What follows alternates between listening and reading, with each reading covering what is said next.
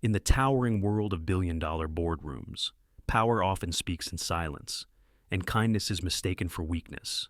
But sometimes, just sometimes, life arranges a moment so precise, so poetic, that it forces the powerful to see what they've ignored all along.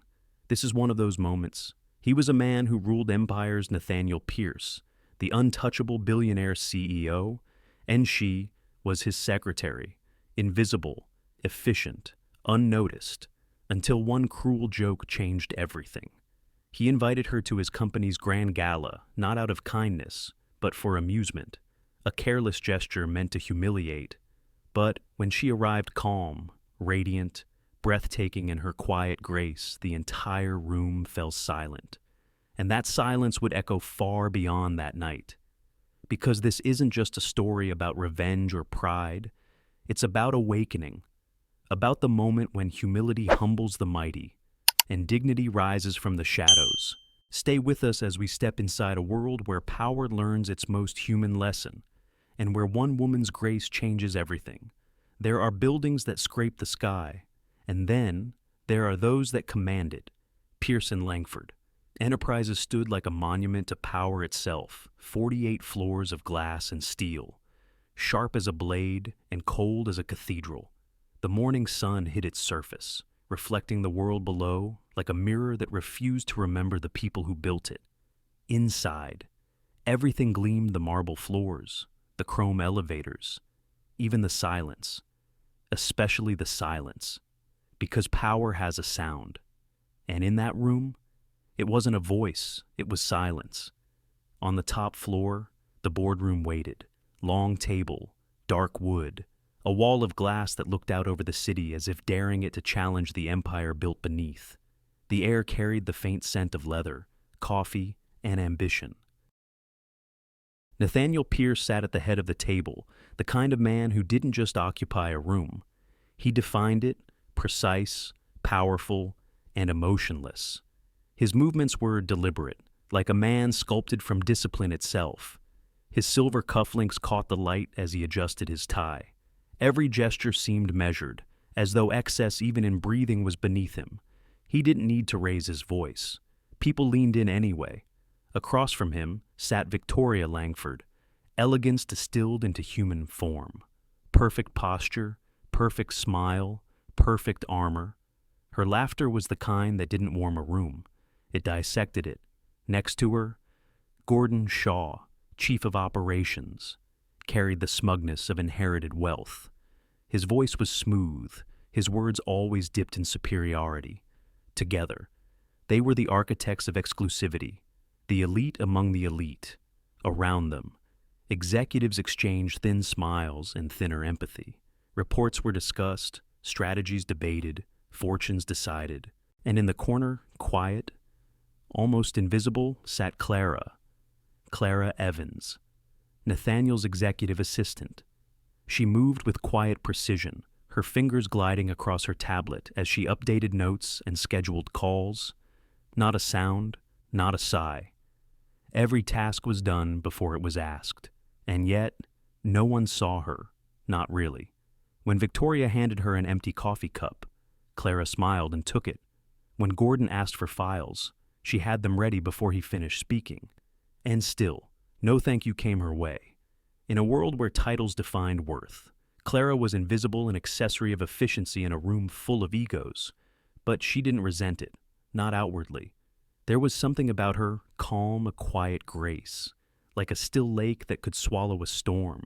Behind those steady eyes, a mind observed everything: the way Victoria's smile faltered when Nathaniel ignored her, the subtle tension in Nathaniel's jaw when profit reports were mentioned, the hollowness that echoed even in triumph.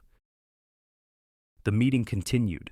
Numbers, forecasts, projections, success spoken like a sermon, humanity, quietly exiled. Nathaniel's voice cut through the room like the edge of glass. Quarterly growth is satisfactory, but satisfactory, he said, is not what we're here for. He turned a page, the paper crisp against the silence. Gordon nodded. Victoria smiled. Everyone else followed. Clara typed the minutes, word for word, as though etching commandments. From the outside, it was perfection, a choreography of confidence. From within, it was emptiness and designer suits. The headquarters stood as a symbol of what the world called success unshakable, polished, efficient. But for those who had eyes to see, it was more like a tower made of glass, where reflections replaced faces and distance replaced connection. Clara, unnoticed, looked briefly toward the skyline. The city stretched endlessly, alive with the stories of people who didn't matter here, workers, families, dreamers. For a fleeting moment, her reflection met hers in the glass wall, and she almost didn't recognize herself. She turned back to her notes. Her job wasn't to dream. Her job was to serve. Nathaniel's gaze shifted to her for a second, almost by accident. His eyes paused, then moved on. He didn't know why. Perhaps it was the composure, or the steadiness. But in a room of noise dressed as intellect, her silence seemed different.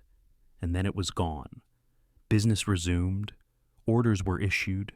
The rhythm of control restored itself. When the meeting adjourned, chairs scraped the floor with a quiet finality. People filed out, leaving behind the scent of power and perfume. Victoria lingered, whispering something to Nathaniel that made him smile, not kindly, but knowingly. Clara packed her notes, double-checked tomorrow's agenda, and closed her laptop. As she stood to leave, she caught a glimpse of the company motto engraved on the wall, "Excellence above all." She paused. Excellence above, what above kindness, above humility, above people, outside? The city hummed horns, footsteps, the pulse of life beyond privilege. Clara walked through the polished corridor, her heels soft against the marble, her heart steady. She had learned to live among giants without needing to roar, because power had its own language, the kind that didn't always need words. And though no one in that tower knew it yet, silence had just found its voice. The next morning came draped in gray light, the kind that made even glass towers look tired. The boardroom was empty now, but the echo of yesterday's meeting still lingered in the air, like perfume after a woman has left the room. Clara arrived early, as she always did. She set her files in the perfect order, arranged Nathaniel's coffee, 1 sugar, no cream, and checked the projector cables twice. She moved quietly, with a rhythm that belonged more to devotion than duty. In this place of constant motion, she was the still point that kept everything from falling apart. Nathaniel entered a few minutes later, sharp as always, his presence slicing through the silence. A brief nod, nothing more. To him, she was part of the machinery, efficient, reliable, replaceable. But beneath the surface, something small had shifted. A thought, maybe, or curiosity. By 9 o'clock, the rest of the board had gathered again. The weekly operations meeting numbers, logistics, profits. It was supposed to be routine, but conversations among the elite rarely stayed innocent for long. Victoria was the first to break the monotony. So, she began, her voice sweet and sharp all at once. Are we ready for the annual charity gala? The guest list is looking impressive this year. Her red nails tapped against the table. Gordon smirked. Impressive is one word for it. Pretentious might be another. Soft laughter filled the room, the kind that carries no kindness. Victoria tilted her head. You know, I always find it amusing when people outside our circle try to attend. Ordinary employees pretending they belong among investors and diplomats. The others chuckled, eager to align themselves with her. Her eyes flicked briefly toward Clara, a flicker so brief most wouldn't notice. But Clara did. She always did. Gordon leaned forward. Imagine one of the secretaries showing up in their office dresses. Bless them. They'd think a linen skirt was couture. Laughter again, louder this time. A symphony of cruelty wrapped in good manners. Nathaniel didn't laugh. He didn't stop them either. He just watched. An expression somewhere between boredom and amusement. He was a man used to control, not conscience. Victoria continued, her tone light but cutting. Perhaps we should extend an invitation to one of them. You know, for charity's sake. That drew another round of laughter, and that was when Nathaniel spoke. His voice was calm, smooth, deliberate. "Why not?" he said. The room quieted. Even the hum of the air conditioner seemed to pause. He turned slightly, his gaze landing on Clara, who was typing notes at the end of the table. "Miss Evans," he said, his tone polite too polite. "Would you do us the honor of attending the gala this Saturday?" The question floated in the air, elegant and cruel. For a heartbeat, no one moved. Then came the whispers, soft gasps, muffled laughter. It was a joke. Everyone knew it. An invitation not made in respect, but mockery. Victoria's smile widened, delicate and poisonous. Gordon grinned, leaning back in his chair, already picturing the humiliation. Clara looked up. Her eyes met Nathaniel's for the first time that day. There was no visible shock, no anger, only quiet steadiness. "Thank you."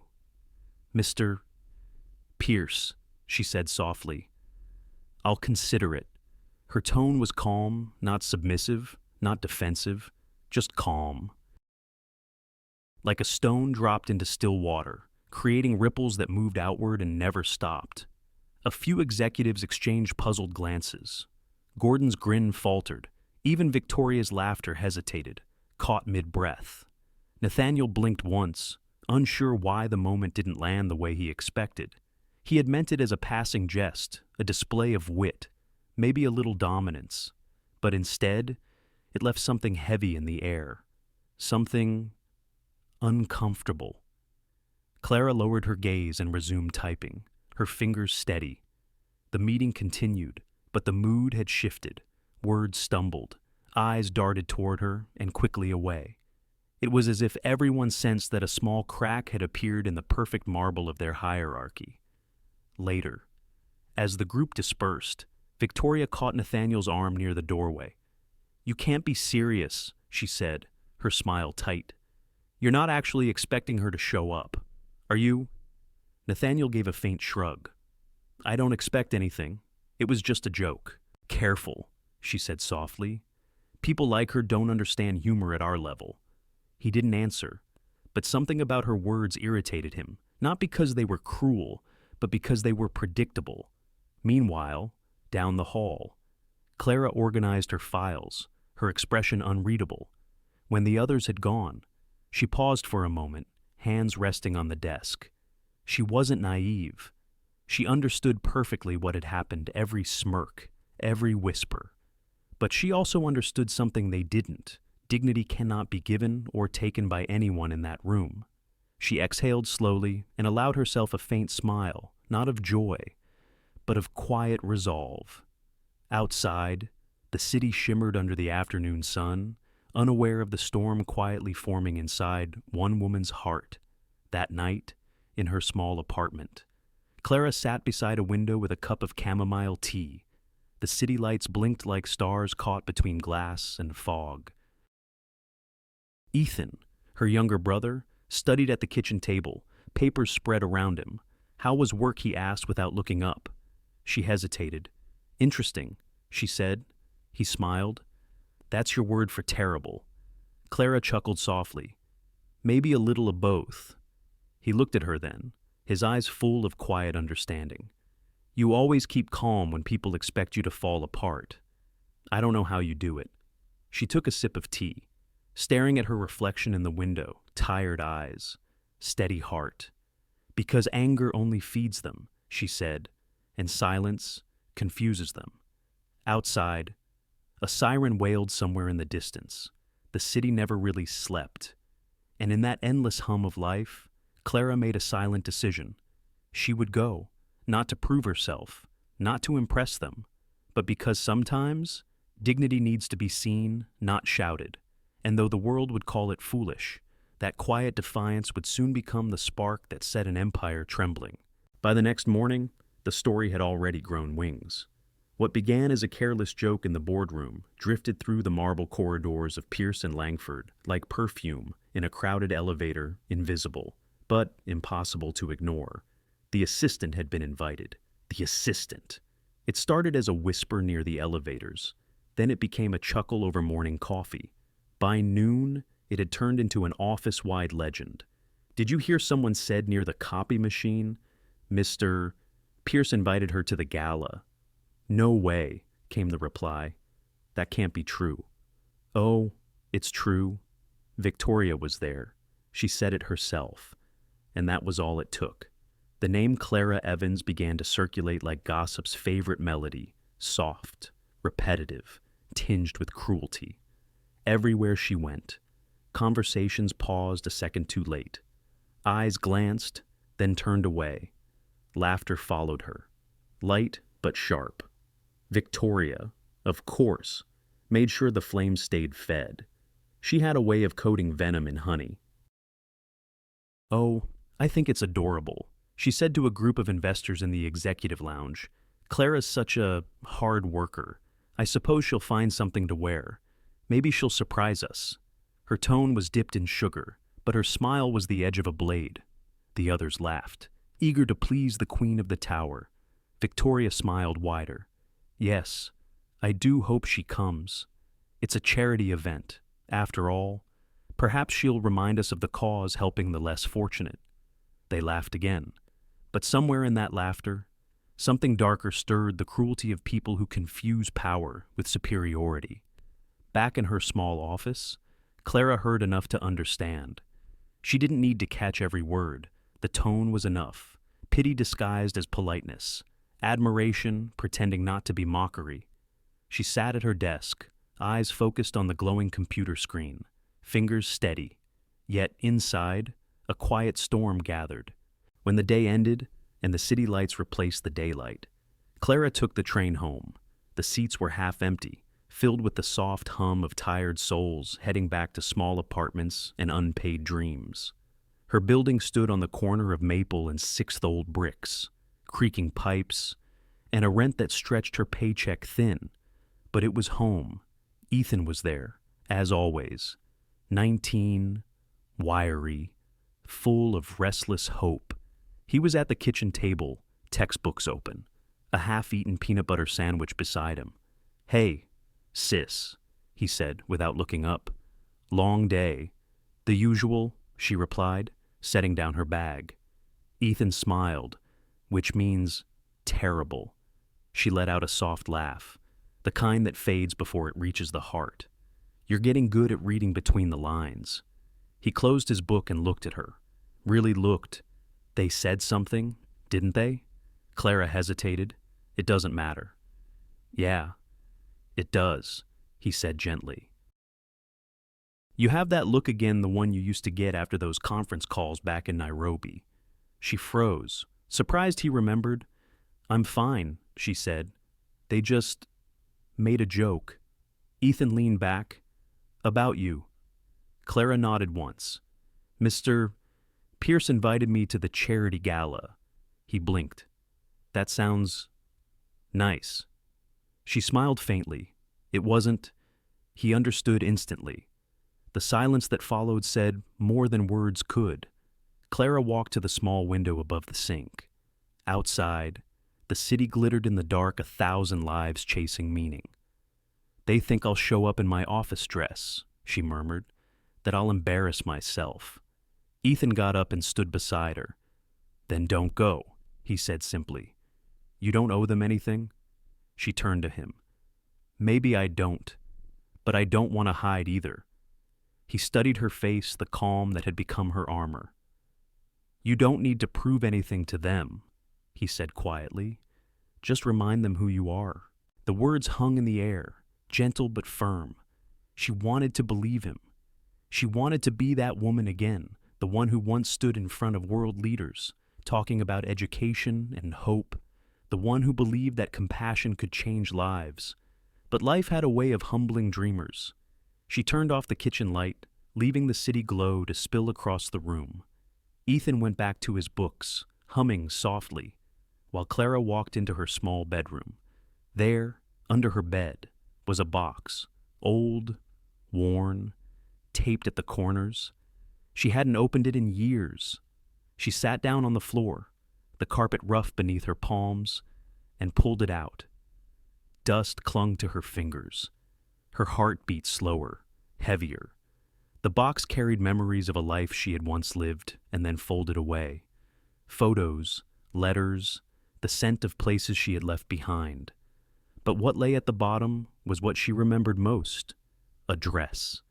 Midnight blue, soft, almost luminous. She didn't lift it out. Not yet.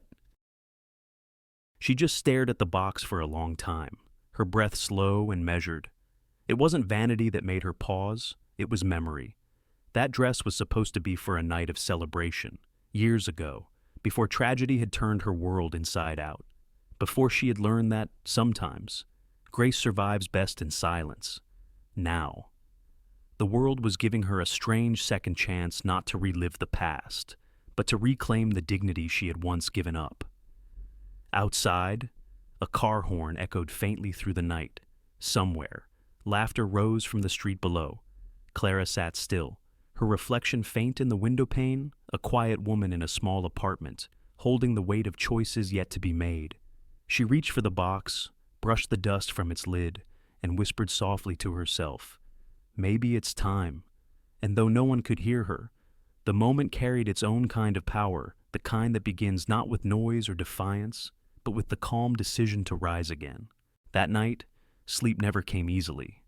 Clara lay awake, the hum of the city drifting through her open window car tires on wet pavement, a siren in the distance, the faint laughter of strangers who didn't know her name. The box sat at the foot of her bed, still closed, silent as a heartbeat waiting to be heard. She turned on her side, staring at it through the half-light, for hours. She tried not to open it, but memory has a voice of its own, quiet and persistent. And by midnight, she gave in. She sat up, brushed her hair back, and slowly lifted the lid. The soft scent of lavender and old paper escaped like a sigh from another life. Inside, folded carefully beneath a few yellowed photographs and a worn program booklet, lay the midnight blue dress. Even under the weak light, it shimmered not with glitter, but with something deeper, the kind of beauty that came from purpose. Her fingers brushed the fabric, and suddenly, she wasn't in her small apartment anymore. She was somewhere far away under a sky filled with dust and hope, years ago, before the office walls and coffee runs. Clara Evans had been a different woman. Back then, she worked in Kenya, part of a humanitarian initiative to bring education to rural communities. She lived simply a single room with a fan that barely worked and nights lit by lanterns instead of streetlights. But there was joy in that simplicity. Every morning, she woke to children's laughter and the smell of wood smoke. Every evening, she felt the satisfaction of knowing her days mattered. She had been young, bright-eyed, idealistic. Her name once appeared in newsletters. Her photo once printed beside words like honor, hope, and change. The dress had been for an award ceremony in Nairobi recognition for her leadership and resilience after a flood destroyed their school's supplies. The organization wanted to honor her with a humanitarian award. She had saved for weeks to buy that dress, midnight blue silk with delicate stitching at the neckline. Elegant, but modest. She wasn't one for extravagance. She wanted something simple, something timeless. She never wore it. The phone call came the day before the ceremony. A storm, an accident, her parents' car on a rural highway back home. Just like that, her world changed. She left Kenya that week, packed her things in silence, promised she'd return someday, though deep down she knew she wouldn't. The dress came with her folded, untouched, placed in the bottom of her suitcase like a promise she no longer believed in. After that, life became smaller, jobs turned into routines, dreams into budgets. The world she once hoped to fix began to feel distant, almost unreal, and over time, she convinced herself that humility meant hiding her light. Now, years later, that same dress lay before her. And for the first time in a long time, she allowed herself to remember the woman who had once chosen it.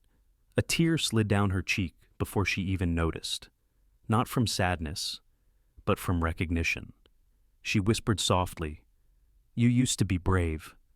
Outside, the city lights flickered against the curtains, painting soft gold across the fabric. For a moment, she could almost see her younger self reflected there, standing tall, unbroken, eyes full of conviction. Ethan stirred in the other room, murmuring something in his sleep. She smiled faintly, wiping her tears with the back of her hand. In the quiet of that night, Clara made her decision. She would go. Not because of pride, not because of defiance, but because every woman, at least once in her life, deserves to be seen for who she truly is. Not her title, not her salary, not her silence. She would walk into that gala not as an assistant, but as the woman she used to be and the woman she had become. The next morning arrived soft and silver, sunlight filtered through thin curtains, dust floating like glitter in the air. Clara brewed her coffee slowly, her movements calm, deliberate. Every gesture carried a new stillness, not hesitation, but resolve. She ironed the dress, smoothing each crease as though she were erasing the years of invisibility that had gathered in her spirit. The silk caught the light like water, rippling between shades of blue and black. When she held it up to the mirror, a strange peace settled over her. It wasn't the thrill of beauty she felt, it was something quieter, stronger. The dress wasn't just fabric, it was memory, redemption, a silent reclaiming of everything she had lost and everything she still carried. Later that afternoon, she took a walk down the block, passing a flower shop where the scent of lilacs drifted into the street. She paused, almost unconsciously. The florist smiled, offering her a single white lily. "For luck," he said. She accepted it, her fingers brushing the petals. "Thank you," she whispered. Back home, she placed the flower in a small glass vase by the window, the blue of the dress and the white of the lily together. They seemed to speak of beginnings. That evening, as the sun dipped low over the city skyline, Clara stood by her window, watching the light fade. The city, for all its noise and cruelty, looked softer now. The people rushing below didn't know her story, and that was all right. She didn't need them to. For the first time in years, she didn't feel invisible. She simply felt ready. And as night settled in, she folded the dress neatly into its garment bag and whispered, almost to herself, "Tomorrow, they'll see me. But more importantly, I'll see me. Outside."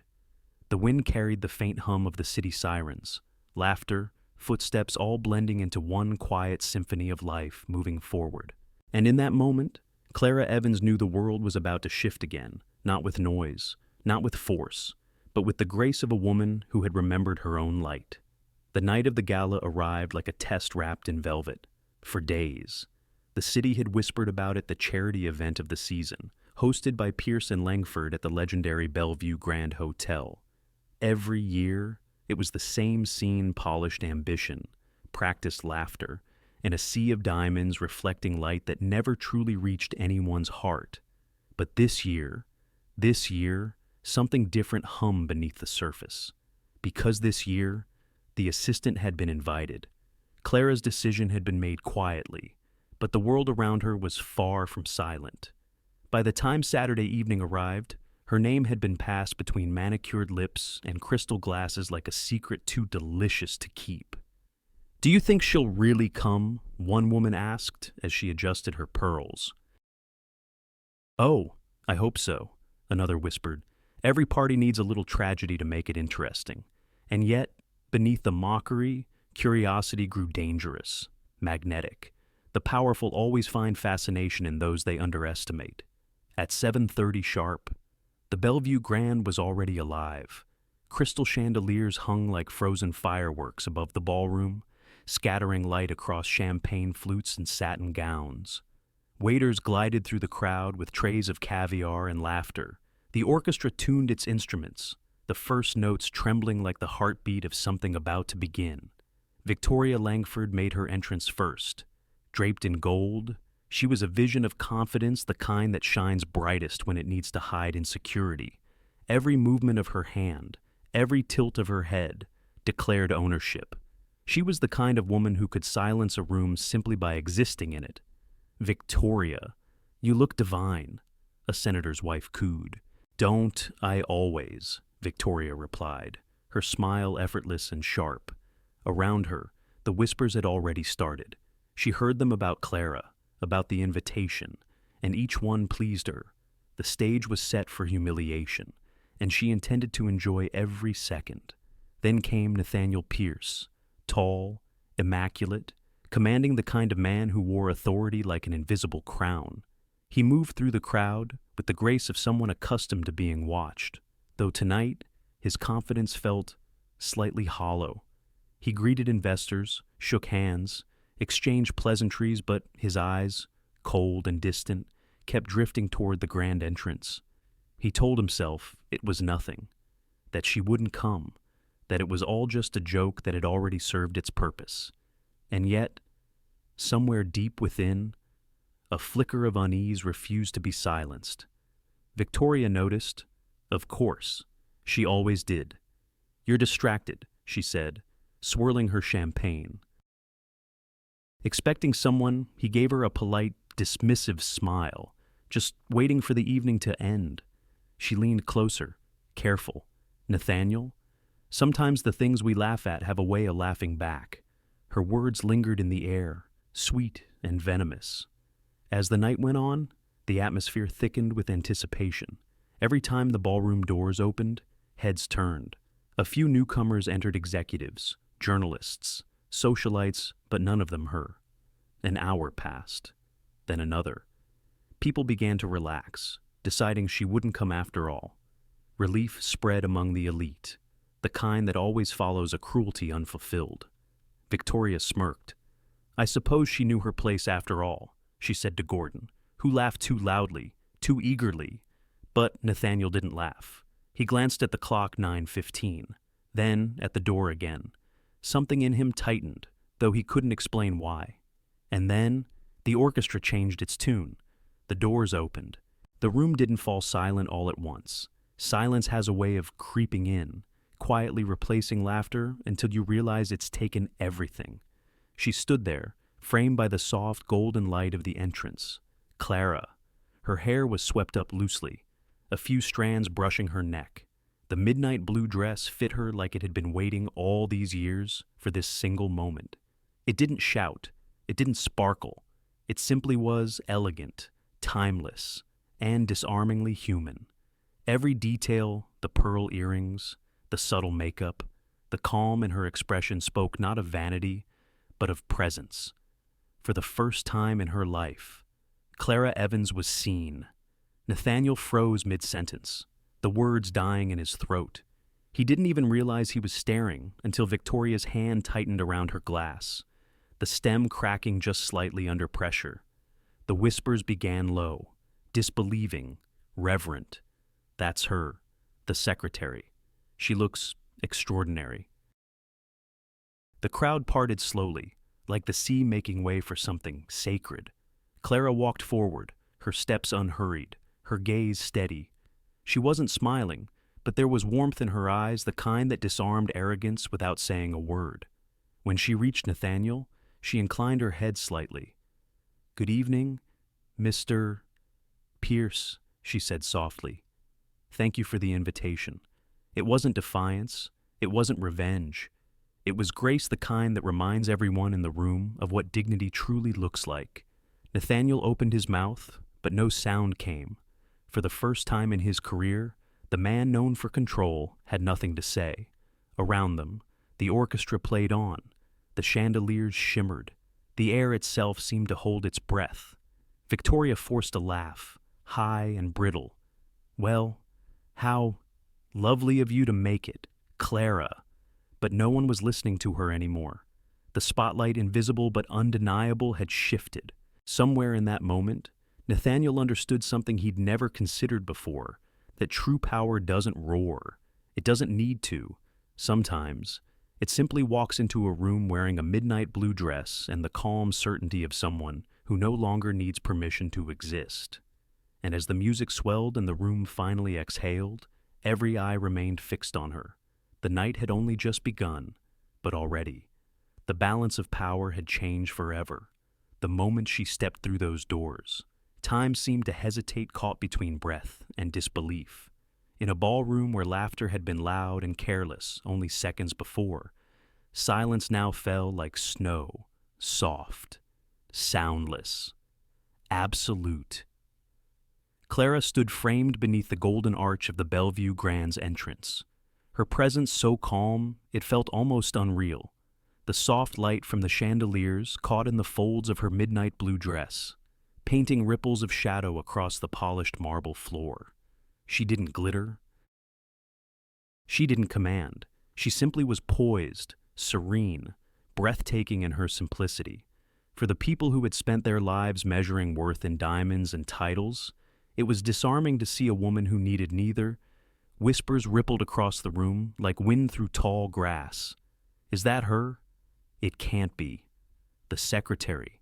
Even the orchestra faltered for a heartbeat, as if sound itself bowed before her. Nathaniel Pierce, standing at the edge of the crowd, felt the world narrow to a single point her. His mind reached for words, for composure, but none came.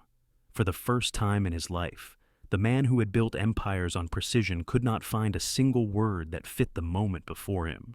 He had expected amusement, a spectacle, perhaps, but what stood before him was not the woman he'd invited out of mockery. It was someone entirely different, or maybe someone she had been all along, hidden behind the quiet routines he never thought to notice. His throat tightened. His glass trembled slightly in his hand. Across the room, Victoria Langford's smile froze in place. Her fingers tightened around the stem of her champagne glass until it gave a faint, dangerous crack. A line of red appeared at her fingertip, but she didn't notice. Her eyes were locked on Clara, a mix of disbelief and fury tightening every muscle in her face. Clara began to move forward, each step deliberate, steady, the rhythm of someone who had already faced harder rooms than this. The crowd parted instinctively, their curiosity shifting into quiet awe. The scent of perfume and champagne faded into something else, entirely reverence. When she reached Nathaniel, the distance between them seemed to shrink and stretch all at once. The music swelled softly behind them, a low hum that filled the silence like a heartbeat. "Good evening, Mr. Pierce," she said gently. "Thank you for the invitation." Her voice wasn't loud, but it carried. The tone was calm, even kind, yet within it lay something unmistakable. Strength, dignity, forgiveness, perhaps. And it hit Nathaniel like a mirror turned inward. The words he had once thrown carelessly into the air, a joke meant to amuse the powerful, now returned to him. Stripped of arrogance and dressed instead in grace. He wanted to speak, to apologize, to say something that could erase the small cruelty that had led to this moment. But no sentence seemed worthy. Instead, he only nodded, his voice barely above a whisper. "You came." She smiled faintly. Of course. That was all. No accusation, no bitterness, just two words that carried more weight than any lecture could. Around them, conversation began to stir again, softly, hesitantly, like a world learning how to breathe again. But the energy had shifted. The tone of the room, once laced with superiority, now bent toward humility. People who had come to witness humiliation found themselves witnessing something else entirely, grace dismantling arrogance without ever raising its voice. Victoria finally exhaled, her composure slipping for just a second. She forced a laugh, brittle, unnatural. "Well," she said, "what a surprise." But even as she spoke, she knew her words were too small for the moment. The power she had wielded so easily, so thoughtlessly, no longer belonged to her. Clara turned slightly, her eyes meeting Victoria's calm, unreadable, steady. It wasn't confrontation, it was simply truth. Victoria looked away first. Nathaniel gestured toward the ballroom. "Shall we?" Clara nodded. Together. They stepped into the light. The crowd followed them with silent fascination, as though watching a scene they knew they would remember long after the night ended. The orchestra began a slow waltz. Couples took the floor, laughter cautiously returning, but something beneath it had changed. The tone of the evening, once gilded with pretense, now felt heavier, more human. As Clara moved through the room, people greeted her with new eyes. The same men and women who had mocked her in private now offered awkward compliments and hesitant smiles. But she didn't dwell on any of it. She spoke little, smiled softly, listened more than she talked. Her strength was in her stillness.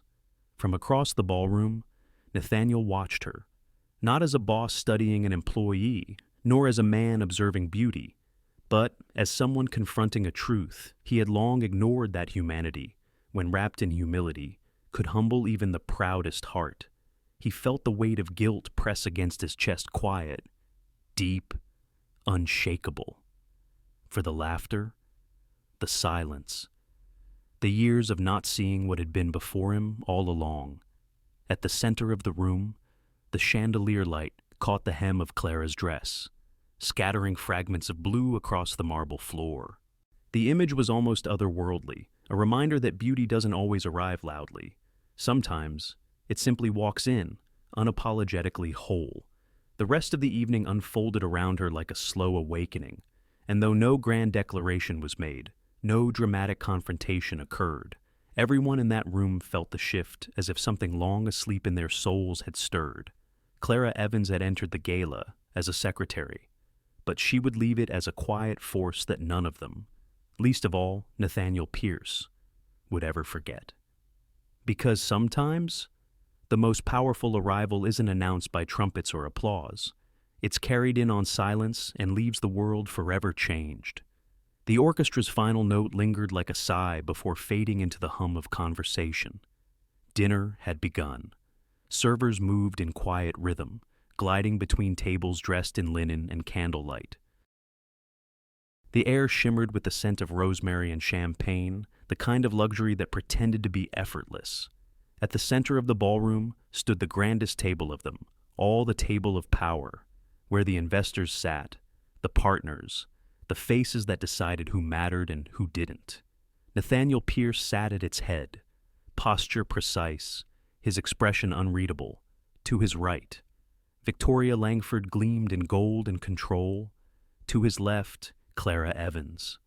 The room noticed. Every whisper, every sideways glance, every half-hidden smirk acknowledged the quiet shock of her presence there. The secretary seated among kings. It was a choice Nathaniel made without words, and yet it spoke volumes. The first course was served. Silver cutlery clinked softly. Conversation began again, polite, polished, poisonous. Victoria broke the silence with a smile too perfect to be kind. "Clara," she said sweetly, "you must tell us where you found that beautiful dress. It's so unexpected." The tone was honey, but the edge beneath it was steel. Clara turned her head slightly, meeting Victoria's eyes. "It was a gift," she said, "from a time when I believed in special occasions." The response was soft, almost gentle, but it landed with precision. Around the table, a few guests exchanged glances. Nathaniel's eyes flickered surprise, admiration, maybe something deeper. Victoria laughed lightly, the kind of laugh meant to reclaim control. "Well, it suits you, though I imagine you don't get much chance to attend events like these. The corporate world can be intimidating for those outside it." Gordon, seated 2 chairs down, seized the moment. "Ah, yes, Miss Evans," he said, leaning forward with a smirk. "Tell us what's it like, living in the real world. You know, the one without penthouses and private jets." The table chuckled, though not everyone meant it. Some laughed out of discomfort, others simply because silence felt too dangerous. Clara placed her fork down quietly. Her movements were calm, deliberate. "The real world," she said softly. "It's full of people who work hard, love deeply, and still sleep soundly at night." Her words were simple, but the room fell still. Victoria's smile faltered, just slightly. Gordon cleared his throat, trying to laugh it off. "I suppose we could all use a bit of that humility," he said. Clara smiled faintly. "Humility isn't something you use, Mr. Shaw. It's something you remember. That silenced even the clinking of cutlery." Nathaniel looked at her, truly looked, and something inside him shifted. He had spent years surrounded by brilliance, wealth, and ambition. Yet here was a woman who needed none of those things to command a room. Victoria lifted her glass, her voice smooth again. "Well said," she replied. "It's refreshing to have perspective." But beneath her words, tension pulsed like a wire stretched too thin. She wasn't used to losing control, especially not in public, especially not to someone she considered beneath her. Clara didn't press. She simply smiled, a quiet acknowledgement that the game had changed, not with a shout, but with composure. The main course arrived, conversation resumed, but the tone had softened. Gone was the mocking edge, replaced by something almost reverent. Guests asked Clara polite questions about her work, her background. She answered simply, honestly. She spoke of her time abroad, of children learning to read under trees, of classrooms made of tin roofs and hope. She spoke not to impress, but to share. And in that sharing, something remarkable happened. The table that once pitied her began to listen. Victoria, sensing the shift, tried to steer the conversation back towards safer ground. "That must have been difficult," she said, "living like that away from comfort, from opportunity." Clara's eyes met hers again, steady as still water. "It wasn't without challenges," she said softly, "but sometimes comfort can be its own kind of poverty." A few people looked down, unsure how to respond. Across the table, an older philanthropist, Mr. Samuel Brooks, nodded slowly. "That's true," he said. "I remember visiting one of those schools years ago. The children had nothing, yet they laughed more freely than most people I know." Clara smiled. "Yes. They reminded me that respect doesn't need a title. It just needs intention." Nathaniel's breath caught. It wasn't just what she said, it was how she said it. Without arrogance, without bitterness, just truth, plain and unadorned, the kind that leaves no room for pretense. For the first time that evening, Victoria had nothing to say. Her hand, resting on her wineglass, tightened ever so slightly, the gold bracelet around her wrist, gleaming like a restraint. The orchestra played softly in the background, the gentle hum of violins weaving through the silence that followed Clara's words. It wasn't an argument Clara had won. It wasn't a battle. It was a revelation. The quiet realization that grace, when genuine, is the most disarming power of all. Nathaniel lifted his glass slowly, eyes still on Clara. "To intention," he said. Others followed, repeating the word as though testing it on their tongues. "To intention." And for a fleeting moment, the room felt different, softer, truer. But beneath that fragile peace, emotion stirred admiration, guilt, confusion, each heart reacting in its own quiet storm. Victoria smiled once more, but her eyes had gone cold. Behind the mask of civility, something darker was forming, the realization that her kingdom of control had begun to crumble, not from attack, but from grace. Nathaniel, however, sat in silence, feeling something he couldn't quite name. Perhaps it was guilt. Perhaps it was awe. Perhaps it was both, the beginning of a change he hadn't known he needed. And across the table, Clara simply lifted her glass, her voice calm and steady. "To kindness," she said. The room echoed her softly, not as a toast, but as a confession. The dinner plates had been cleared, and only the candlelight remained small, flickering flames swaying gently against the murmur of the ballroom. Moments ago, Clara's quiet words had settled over the table like the final note of a hymn. Respect doesn't need a title. It still echoed, softly, in the minds of everyone who'd heard it. Even as laughter cautiously returned to the room, something had changed, something invisible but undeniable. The air no longer carried the easy arrogance it had before. It carried thought. Nathaniel sat back in his chair, his gaze lingering on Clara. The light from the chandelier caught the edge of her profile, calm, unguarded, and somehow radiant without effort. He had spent years surrounded by brilliance, but never truth like this. Victoria, however, sat in silence. Her hand toyed with the stem of her wineglass. Each smile she gave was practiced, brittle. Beneath that golden facade, jealousy pulsed like a quiet drumbeat. The orchestra began to play again, a soft, elegant tune meant to ease conversation back into motion. But that illusion didn't last long. At the far end of the room, a voice rose above the chatter, not loud, but curious. "Excuse me," said a man holding a camera, his press badge glinting in the candlelight. "Forgive me, but aren't you Clara Evans?" Every head turned. Clara froze for a moment, the question hanging between them like the sharp intake of breath before a confession. The journalist stepped forward, eyes wide with recognition. "You worked with the Global Education Project in Kenya, didn't you? I remember the article you coordinated relief efforts after the Makwene floods. You built a temporary school from the ground up. You were featured in World Impact magazine." The words fell into the silence like stones into water. Nathaniel's expression changed, first confusion giving way to disbelief. Victoria's smile vanished entirely. Gordon stopped mid-sip, his glass halfway to his lips. Clara's cheeks flushed, but she didn't avert her gaze. She simply nodded once. "Yes," she said quietly. "That was a long time ago." A long pause followed. Then the murmurs began. "That's her, I remember reading about that. She was the one who organized those literacy programs. Good Lord, she was just an assistant here." The whisper became a wave, spreading from table to table. Clara shifted slightly in her seat, visibly uncomfortable. "It wasn't just me," she said. "There were dozens of incredible people working there, teachers, volunteers, students. I only helped connect the pieces." Her humility only deepened the silence around her. Then, from across the room, an elderly man rose to his feet. His cane tapped softly against the marble floor. His hair was silver, his suit simple but elegant. Mr. Samuel Brooks, one of the most respected philanthropists in attendance. A man whose donations had built schools, hospitals, and homes around the world. He approached slowly, every step deliberate, his eyes fixed on Clara.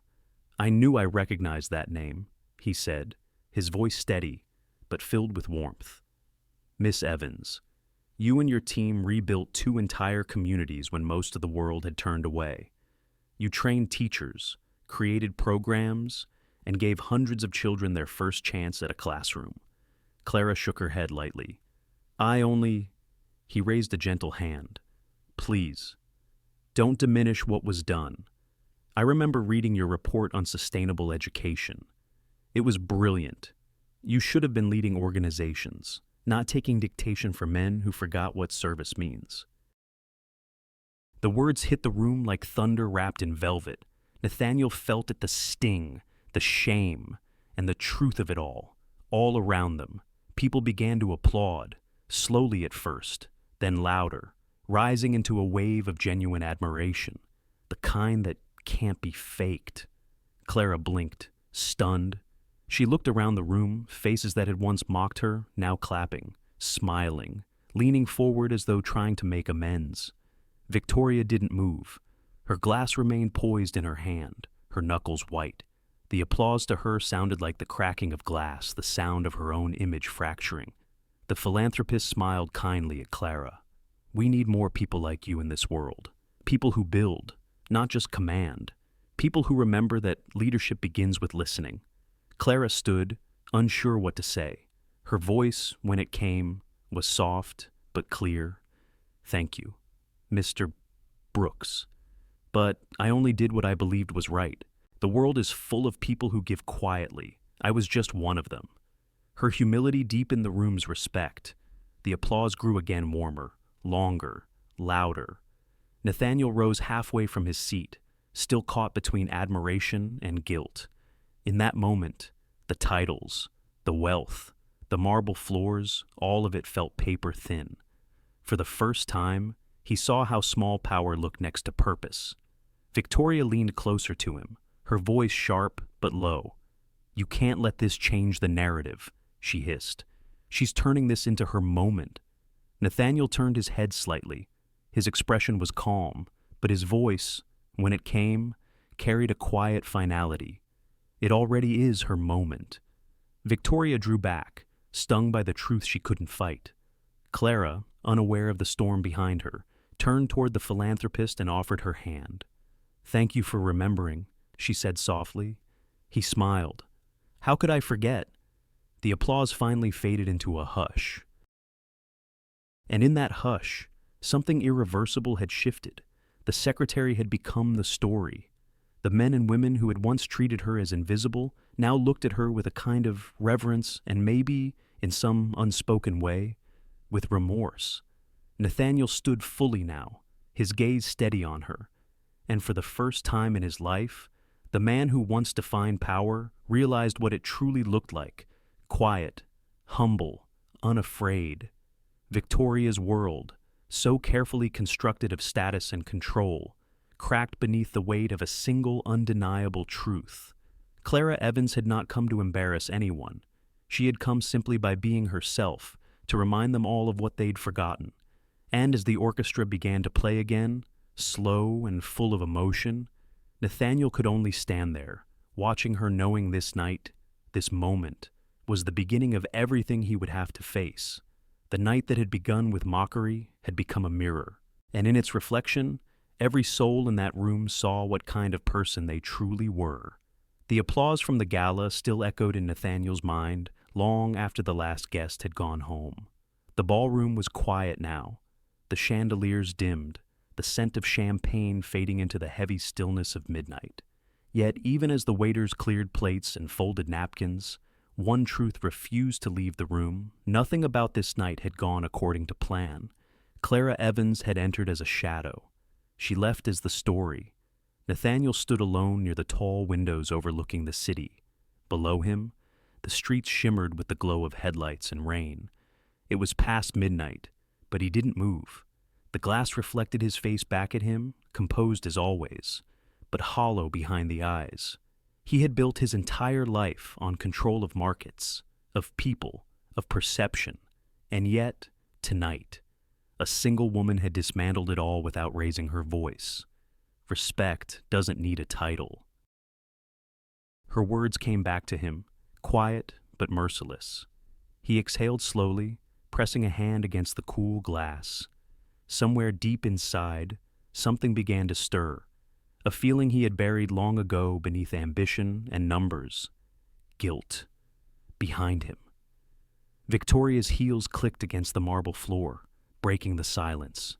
Her golden gown shimmered faintly. Though her composure was gone, she moved like someone trying to hold on to control by sheer force of habit. "Well," she said, her voice sharp and trembling, "I hope you're happy." Nathaniel turned, his tone even. "About what?" "About this disaster," she snapped. "Do you realize what you've done? You let her turn the gala into her stage. You stood there while that secretary made a fool of us." He met her gaze calmly. "She didn't make a fool of anyone. Victoria. She just told the truth." Victoria laughed a cold, brittle sound. "Truth. Please, don't tell me you're buying into that fairy tale. She's clever. I'll give her that. But this," she gestured toward the empty ballroom, "this was manipulation. Nathaniel. Nothing humbles the powerful like a good sob story." He studied her for a long moment, realizing how far apart they'd grown without ever noticing. "Maybe," he said quietly, "it wasn't the powerful that were humbled tonight. Maybe it was me." Her expression hardened. "You're losing perspective." "No," he said, almost to himself. "I think I'm finally finding it." For a moment, neither spoke. The orchestra's echoes still floated faintly through the hall, the ghost of a melody that refused to die. Victoria's voice dropped, cold and controlled once more. "If you don't handle this, I will. She's not staying in this company. Nathaniel. I'll make sure of that." He turned toward her, his tone low but certain. "You'll do no such thing." Her eyes flashed. "You're defending her." He didn't answer. He didn't need to. His silence said everything. Victoria's face twisted anger, disbelief, maybe even fear. "You'll regret this," she said. Then she turned sharply, her heels echoing down the empty corridor until the sound faded completely. And then there was only silence again, heavy, endless. Nathaniel stood there for a long time, staring at the city below. The night rain had returned, painting silver trails across the glass. Somewhere out there, the woman he had mocked was probably asleep in a small apartment, unaware that she had just changed the trajectory of his life. He didn't know what he felt: shame, admiration, maybe both. But one thing was certain: he had never truly seen Clara Evans before tonight. He had seen her shadow efficient, polite, reliable, a background figure in the machinery of his empire. But now he realized she had always been more than that. He was the one who had been blind. By morning, the world had already caught up to what had happened. Headlines filled the internet: the secretary who silenced the elites. From assistant to icon, Clara Evans' moment of truth. Pearson Langford, gala, erupts in unexpected applause. Clips of the evening flooded social media. Clara standing beneath the chandeliers, her calm voice carrying across the room. Mr. Brooks applauding beside her. The story spread faster than any press release Nathaniel had ever written. The comments beneath the videos were merciless toward the company. How could they not know who she was? This is what real leadership looks like. Money talks, but grace whispers louder. Nathaniel read them all, every word a mirror, every sentence a wound he knew he deserved. He leaned back in his office chair, the skyline behind him bright with morning light. For the first time, the city felt foreign, like a place he'd conquered but never truly lived in. His assistant buzzed through the intercom. "Mr. Pierce, the PR team wants a statement about the gala." He hesitated, then pressed the button. Tell them not yet. Because this wasn't something he could fix with a statement. This wasn't about optics or control. It was about conscience. He sat there, his hands folded, eyes distant. The silence in his office felt different now, not powerful, but empty. Across the city, in a small apartment bathed in morning sunlight, Clara stirred awake. The world outside had already decided her story for her, but she didn't care about the headlines. She cared about the quiet, the way her brother smiled when he told her the news, the way the coffee smelled as it brewed, the way peace finally felt possible. Ethan waved his phone, grinning. "You're everywhere. Look, they're calling you. The secretary who silenced the elites." Clara shook her head, smiling softly. "Let them talk," she said. "I have work in the morning." He laughed. "You're unbelievable." She looked out the window, the city alive beneath the dawn. Somewhere in one of those glass towers, Nathaniel Pierce was probably staring at the same sunrise. She didn't hate him, not anymore. Pity, maybe, but not hate, because she knew true change never begins with victory. It begins with guilt. And in his office, Nathaniel finally let out a breath he didn't realize he'd been holding. He had spent his life chasing success, but tonight he understood what it meant to be seen and what it meant to have failed to see others. In that realization, a man who once defined himself by dominance began, quietly, to awaken. It was the beginning of something unfamiliar, something fragile, something human, and for the first time in years, Nathaniel Pierce, billionaire, CEO, master of control, felt small.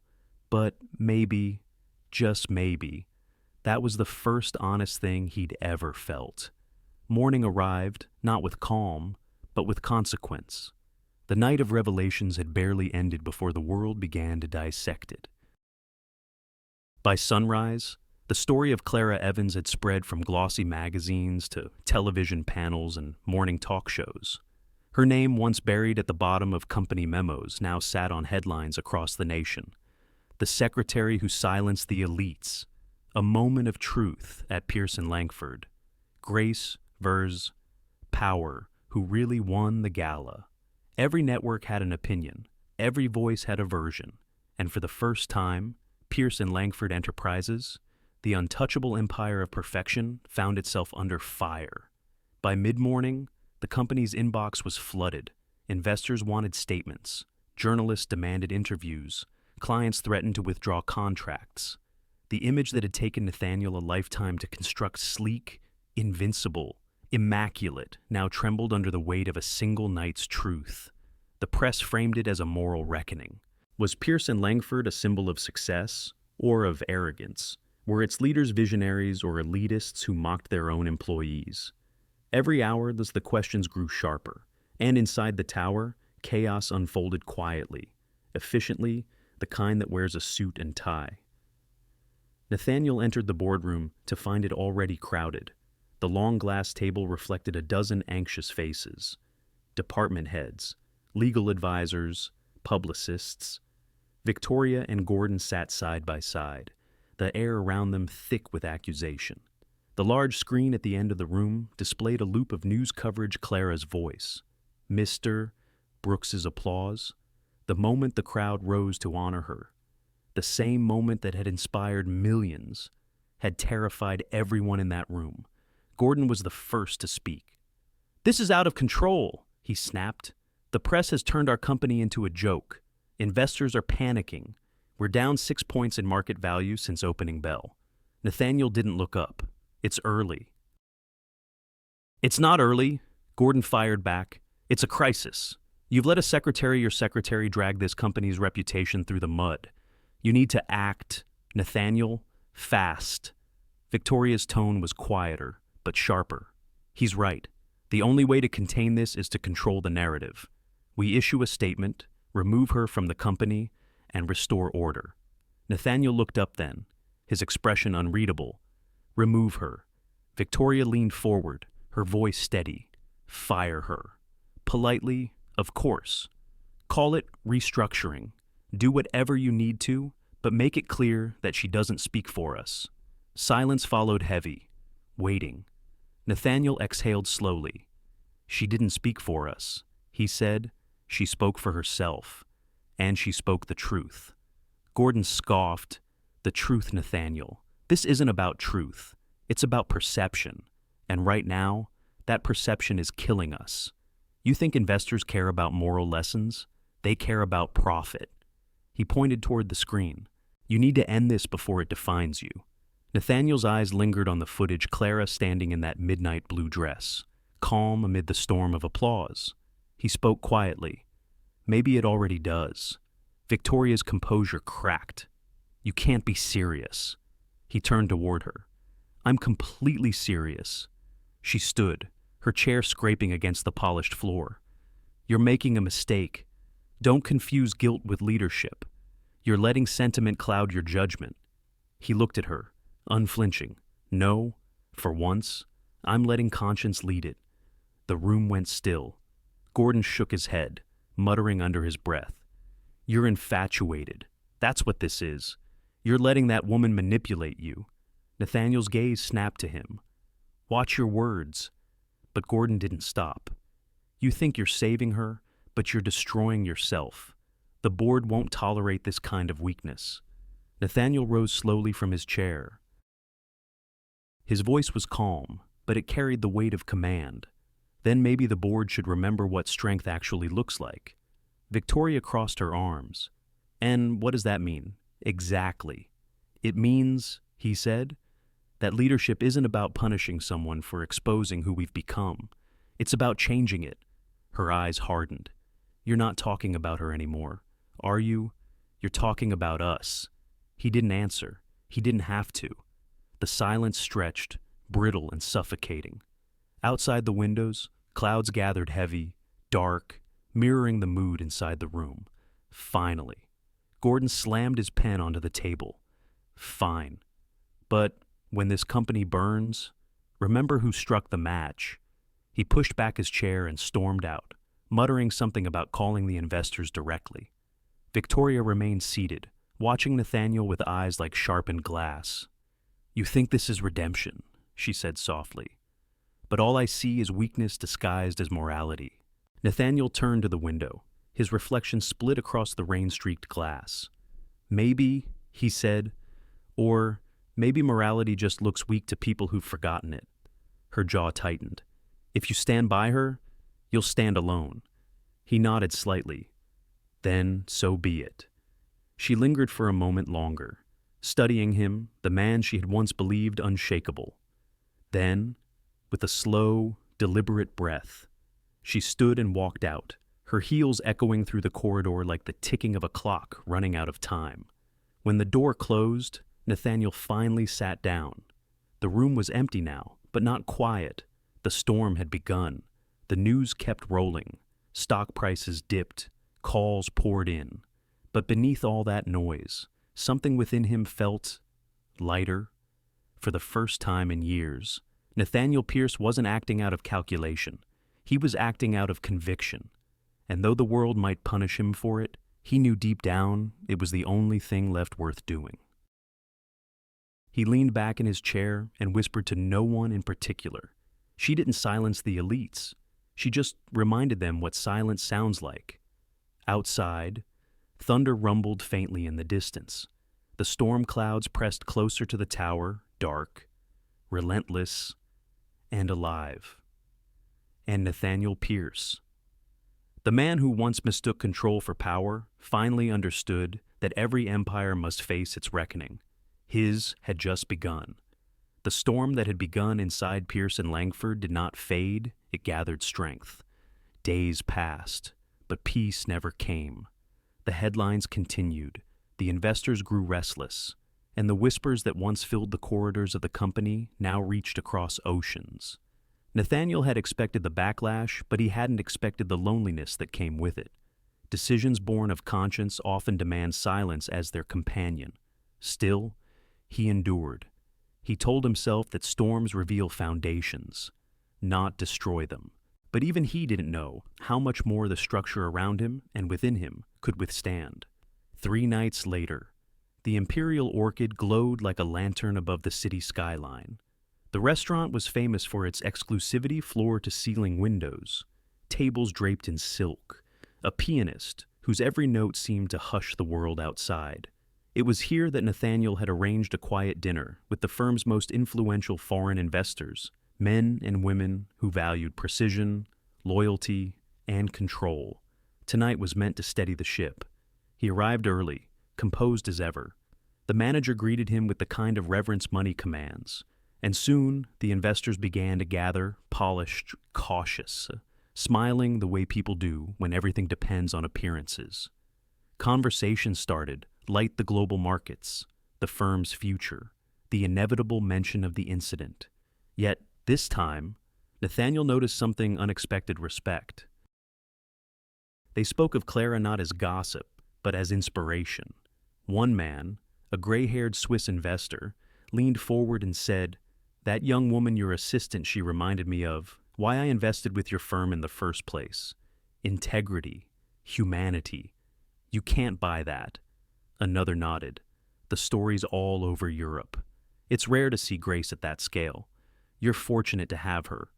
Nathaniel felt a strange warmth, not pride, exactly, but gratitude. It was as though the very truth that had once threatened his empire was now offering him a path to rebuild it. He smiled faintly. "Yes," he said, "fortunate indeed." But before the conversation could deepen, a voice from behind interrupted, smooth, familiar, and unwelcome. "Well, isn't this charming?" Every head turned. Victoria Langford stood at the entrance, uninvited but unbothered. She was dressed in silver, this time polished, radiant, every inch the image of control. Her eyes, however, gleamed with something far less elegant. Nathaniel's expression hardened. "Victoria, I wasn't aware you'd be joining us. I wasn't aware I needed permission," she replied lightly, gliding toward the table. "After all, we share the same name on the building, don't we?" The investors exchanged uncertain glances. Politeness kept them seated, though unease began to ripple quietly among them. Victoria took an empty chair, setting her clutch on the table like a declaration. "Please, don't let me interrupt. I just thought I'd offer my support. We're all one team, after all." Her smile was flawless. Her timing was not. Nathaniel hesitated, then nodded to the waiter. A chair, then, but briefly, as wine was poured and conversation cautiously resumed, Victoria's presence hovered like static in the air. She laughed a little too loudly, interrupted a little too often. The charm she wielded so easily before now felt brittle, desperate.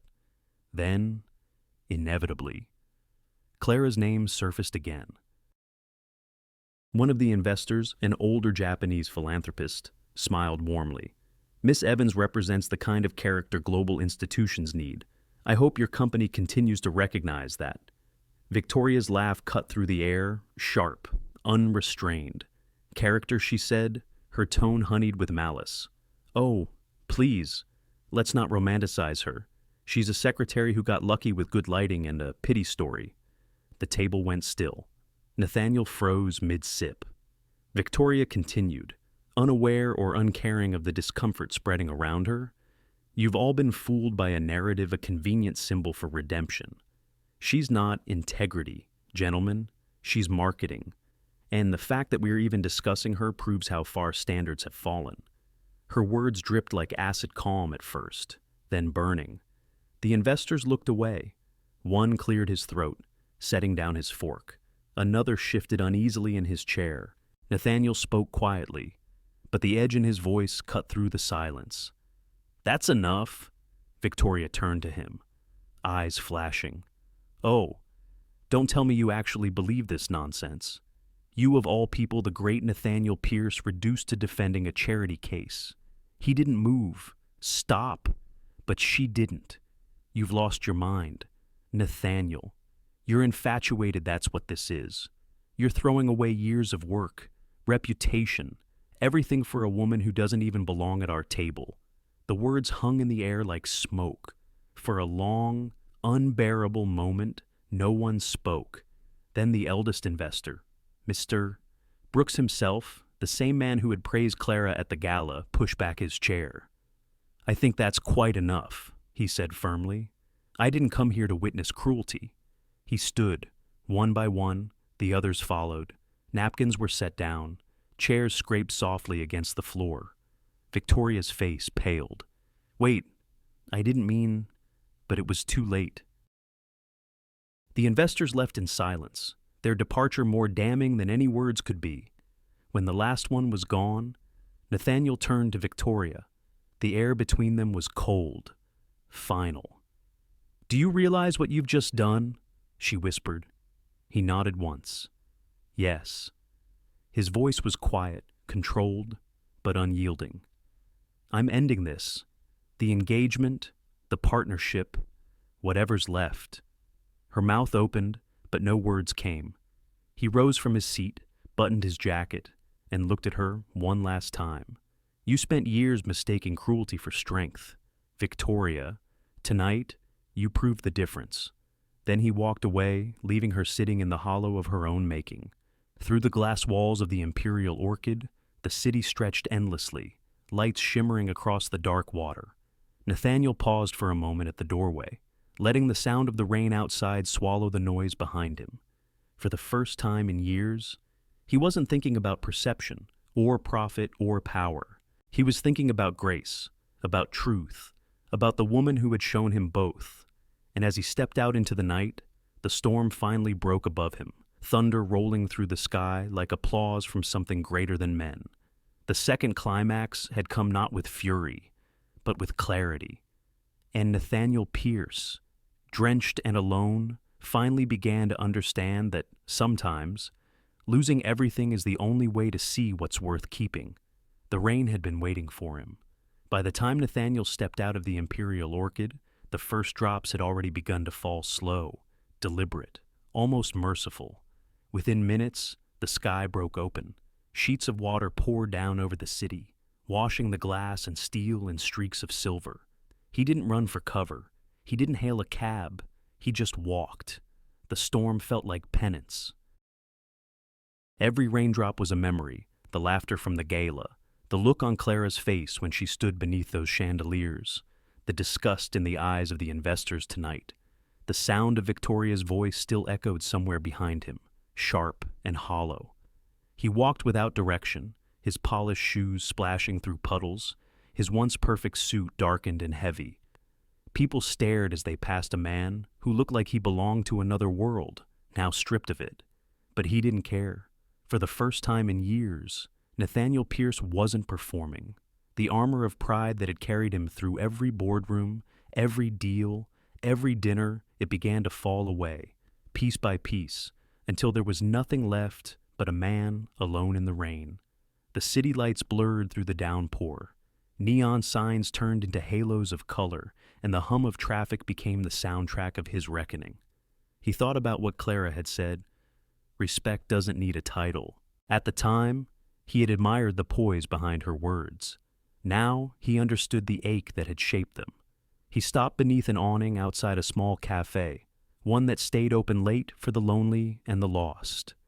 Through the fog glass, he could see people laughing, their warmth spilling into the street. He used to find comfort in places like this, before the numbers began to define him, before success became the only measure of worth he trusted. Now, all of it felt empty. He leaned against the cold brick wall, running a hand through his rain-soaked hair. For the first time, he felt the full weight of what he'd built, and the even heavier truth of what it had cost.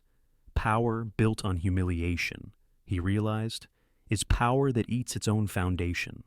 He had used people as tools, emotions as inconveniences, and silence as strategy. And in the process, he had forgotten what humanity actually meant. His phone buzzed in his pocket. Another call from Gordon. He didn't answer. Then another Victoria. He turned the phone off. For once, he didn't want to control the chaos. He wanted to feel it. The rain intensified, drumming against the pavement like a heartbeat from the heavens. He closed his eyes and let it fall, soaking through everything that had once kept him untouchable. For the first time, he felt small and strangely free. Across the city, Clara sat on her couch with a blanket wrapped around her shoulders. The TV flickered softly in the dim light of her apartment. Every channel carried the same story. Pearson Langford. Scandal deepens. CEO walks out after public confrontation. Victoria Langford. Under fire for disrespect at investor dinner. Clara muted the sound. She couldn't bear to hear the commentary the voices analyzing, dissecting, turning something profoundly human into entertainment. Ethan sat beside her, his laptop open but forgotten. "He's everywhere," he said quietly. "The media's tearing him apart." Clara didn't reply. Her eyes stayed on the silent footage Nathaniel leaving the restaurant, drenched, walking alone into the night. There was something haunting in the way he moved. Not the arrogance she remembered, something else, something almost fragile. Ethan turned to her. "Do you feel sorry for him?" She hesitated. "I don't know. He looks," Ethan searched for the word, "lost." Clara nodded. "Maybe he finally is." For a long moment, neither spoke. The rain outside beat gently against the window, matching the rhythm of the quiet between them. She wanted to feel anger, to believe that what was happening was justice. But watching him like that, she couldn't. What she saw wasn't vengeance. It was consequence. And somewhere deep down, that felt heavier. Nathaniel eventually found himself on the edge of the riverfront. The city skyline stretched behind him, shimmering through the curtain of rain. He stood there for a while, staring at his reflection distorted in the dark water. He thought of his father, a man who had taught him that compassion was weakness, that vulnerability had no place in business. Nathaniel had believed him. He'd spent his life proving it. But now, under the cold gaze of a storm that refused to end, he finally saw the truth. The empire he'd built in his father's image was nothing more than a monument to fear. He whispered into the rain, almost a prayer, "I don't want to be that man anymore." The wind carried his words away, but the confession stayed with him, a quiet promise that something had to change. Back in her apartment, Clara stood by the window, watching the same rain. The city glistened like a mosaic of sorrow and renewal. Somewhere out there, she knew, Nathaniel Pierce was walking through the same storm. And though she didn't know what he would become, she hoped the rain would wash something clean, not his image, not his reputation, but his heart. Because sometimes, life doesn't punish us to destroy us. It humbles us to begin again. She turned off the television, leaving the room bathed in silence and the soft glow of streetlights. Ethan had fallen asleep on the couch, his breathing steady. Clara whispered into the quiet, almost to herself. Maybe this is how redemption begins, not in triumph, but in rain. Nathaniel walked for hours, until his feet ached and the streets began to empty. The storm was thinning now, breaking into drizzle. Dawn glowed faintly at the horizon, pale, uncertain, like a world waiting to be rewritten. He stopped on a bridge overlooking the water, the city stretching before him. Somewhere behind those towers was the company he'd built.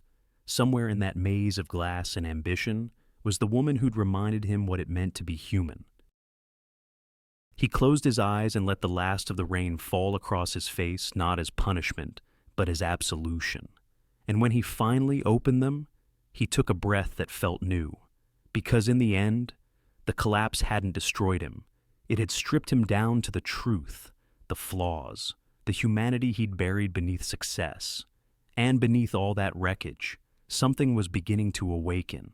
3 days passed, 3 long days of silence, no public appearances, no press statements, no answers, only the sound of rain washing through the city, quieter now, gentler, as if the storm itself had finished its work. Inside the top floor of Pierce & Langford, Nathaniel Pierce sat at his desk, staring at a blank document on his screen. His suit jacket hung over the back of his chair. The office, once a shrine to precision, looked strangely human. Papers scattered, coffee cold, the skyline outside blurred by mist. He had written and deleted a dozen drafts already. Each one felt too polished, too defensive, too hollow. He didn't want control anymore. He wanted truth. Finally, he typed the title, A Necessary Apology. He stared at those 3 words for a long time. Then he began. He wrote about the gala, about how what began as a joke had become a mirror. He confessed that it had been his idea to invite Clara as entertainment, a cruel gesture disguised as sophistication. He admitted his arrogance, his blindness, his failure to see the humanity of someone who had been quietly holding his world together. He wrote, "For years, I believed power was measured by control. I built walls so high I could no longer see the people standing beside me. And when I finally looked, really looked, I saw someone I had dismissed as invisible, showing me what leadership truly means." He described the moment Clara walked into the ballroom, the silence, the grace, the truth that shattered every illusion he had lived by. He wrote of her dignity, her strength, her compassion. He wrote of the shame he felt, not because he was caught, but because he had finally understood what he'd become. And then, at the heart of his letter, he wrote the words that would change everything. Miss Clara Evans reminded me that greatness is not built in boardrooms or measured in billions. It is built in kindness, in integrity, and in the courage to rise above humiliation with grace. For what I took from her in mockery, she returned with mercy. He paused, letting the words sink into the stillness of the room. Outside, the clouds began to break. A sliver of sunlight touched the edge of the city, faint but certain. He continued, effective immediately. Miss Evans will lead a new division within Pierce & Langford, a global philanthropic branch dedicated to education and social development.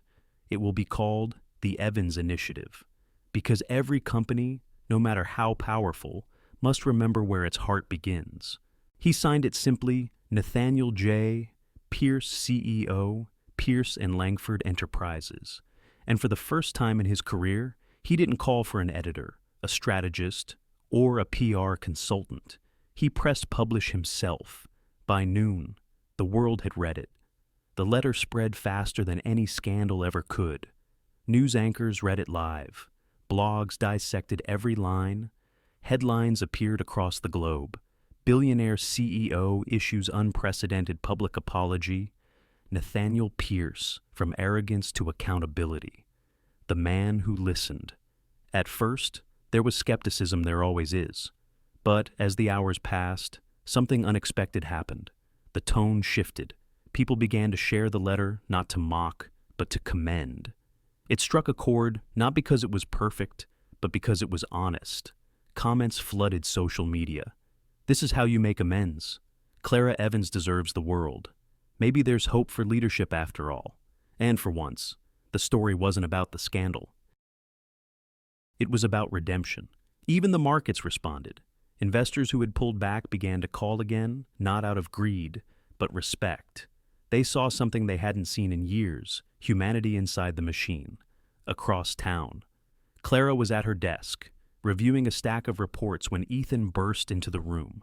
"You need to see this," he said, holding his phone. She hesitated, then took it. On the screen was Nathaniel's letter, all 200 words of confession and clarity. She read it slowly, her expression unreadable. When she finished, she set the phone down. Ethan waited. "Well," she exhaled softly, "it's unexpected." "Do you believe him?" he asked. She didn't answer right away. "I believe he means it," she said finally. "Whether he understands it, that's something time will show." He nodded, watching her. "He promoted you, Clara. You're going to lead the entire new division. This is huge." She smiled faintly, almost wistfully. "It's not about titles, it's about purpose." Ethan grinned. "That sounds like something you'd say." She looked out the window, the same city, now gleaming under a sky finally free of rain. "No," she said quietly. "That sounds like something I had to learn." Meanwhile, in the office that had once been his fortress, Nathaniel watched the world react. The calls came, the interviews were requested, the analysts speculated, but he didn't care about any of it. He just sat in silence, feeling something unfamiliar, not pride, not relief, but peace. He thought of Clara reading the letter. He wondered what she'd think, whether she'd believe the sincerity behind it. But he also knew it wasn't for her forgiveness that he had written it. It was for truth, for accountability, for the first step toward becoming a man he could finally respect. The rain that had haunted the city had stopped completely. Sunlight poured through the glass, golden and clear. He turned off his monitor, stood up, and walked to the window. The skyline stretched before him, beautiful, flawed, alive. For the first time, he didn't see it as something to conquer. He saw it as something to serve. By evening, the internet had given its final verdict.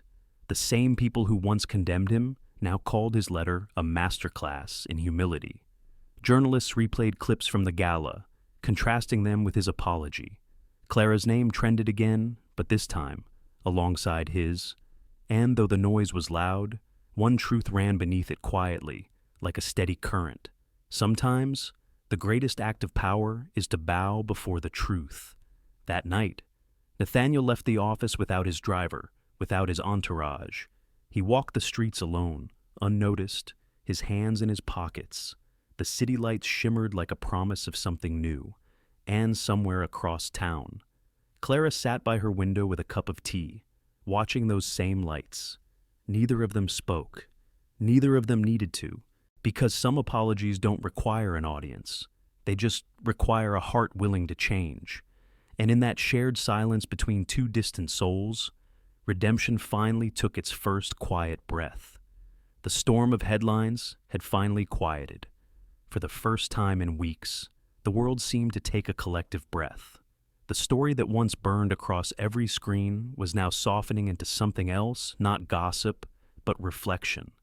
And in a small corner cafe on Maple Avenue, where the morning light spilled through lace curtains and the scent of roasted coffee filled the air, Clara Evans sat quietly, her hands wrapped around a warm cup. Ethan sat across from her, scrolling through his phone, his face lit by the pale glow of yet another article. "They're still talking about it," he said, shaking his head. "Every channel, every outlet, people are calling his letter the apology of the decade." Clara smiled faintly. "The internet likes redemption stories." Ethan looked up. "Do you think it was real? I mean, the letter? Do you believe him?" She didn't answer right away. Instead, she stirred her coffee slowly, watching the cream swirl and fade. "I think he meant every word," she said finally. "But meaning something once doesn't mean you'll live it twice." Ethan tilted his head, studying her. You sound like you admire him. She looked out the window, her expression soft but unreadable. Maybe I do, or maybe I just admire what he's trying to become.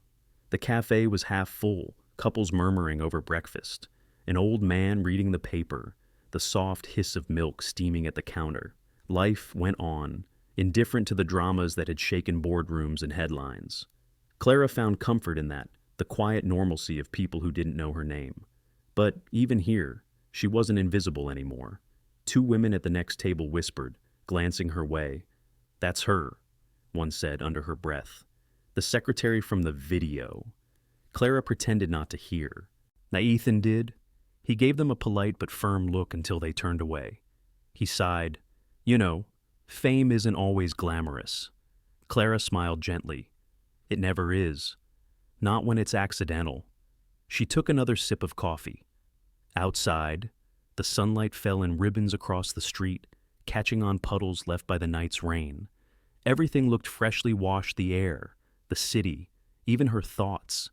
And yet, beneath the calm, her heart remained divided. She remembered the man at that dinner table, cold, composed, untouchable. And she remembered the man who walked out into the rain, stripped of everything but truth. Which one was real? Ethan watched her quietly. "You could work anywhere now," he said. "Every foundation in the country wants you. You don't have to go back." She smiled softly. "It's not about where I work. It's about what I choose to build." He nodded, but his eyes betrayed the worry of someone who didn't want his sister hurt again. "Just be careful, okay?"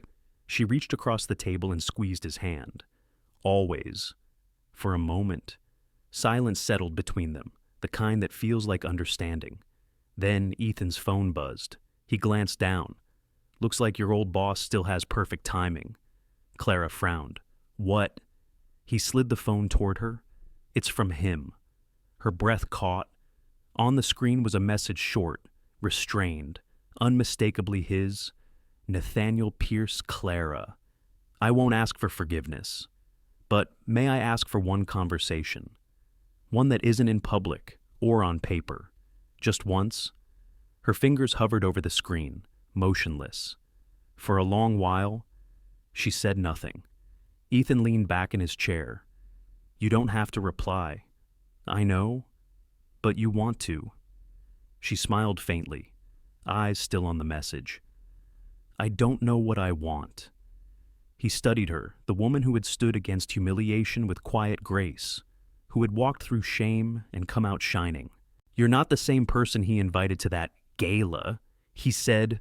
She looked up, her voice barely above a whisper. "Neither is he." The waiter came by to refill their cups, the clink of porcelain breaking the tension. Outside, a breeze moved through the trees, scattering leaves across the sidewalk. The world, as always, seemed to be urging forward.